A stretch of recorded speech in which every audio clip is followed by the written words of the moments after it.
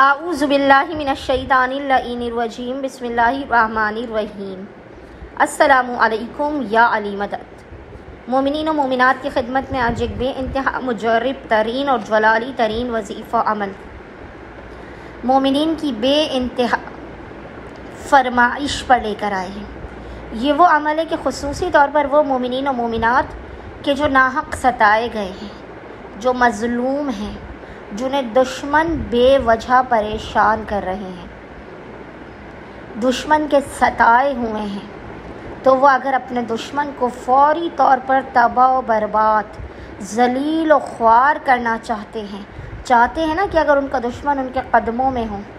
دشمن کی زبان جو ان کے خلاف چل رہی ہے اس پر تالے لگ جائیں، تو مومنین اس جلالی عمل هو الابتر کو لازماً کریں۔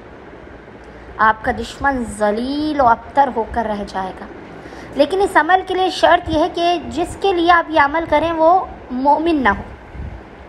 کسی مومن کے خلاف ہرگز بھی اس عمل و وظیفے کو استعمال نہ کیجیے گا، ورنہ پھر نقصان کے ذمہ دار آپ خود ہوں گے۔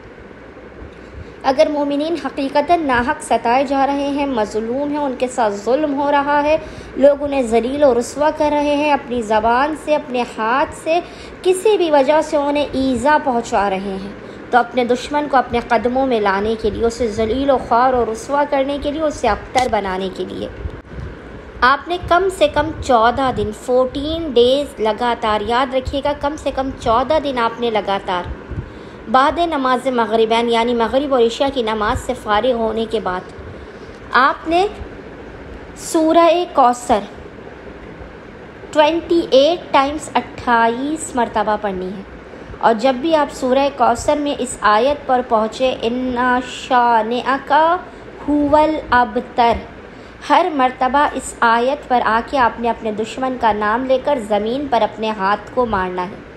یعنی اگر آپ نے 28 مرتبہ سورہ کوثر پڑھی ہے تو 28 مرتبہ ہی اِنَّ شَانِئَکَ هُوَ الْأَبْتَرُ پر آ کر آپ نے اپنے دشمن کا نام لے کر زمین پر ہاتھ مار کر بربادی دشمن کی، اسے ذلیل و ابتر بنانے کی دعا کرنی ہے۔ انشاءاللہ تعالی خداوند متعال آپ کے دشمنوں کو، آپ کو ناحق ستانے والوں کو، اپنی زبان اور ہاتھوں سے آپ کو اذیت دینے والوں کو ذلیل و خوار اور ابتر کر دے گا۔ اللہم صلی علی محمد و آل محمد وعجل فرجہم اجمعین۔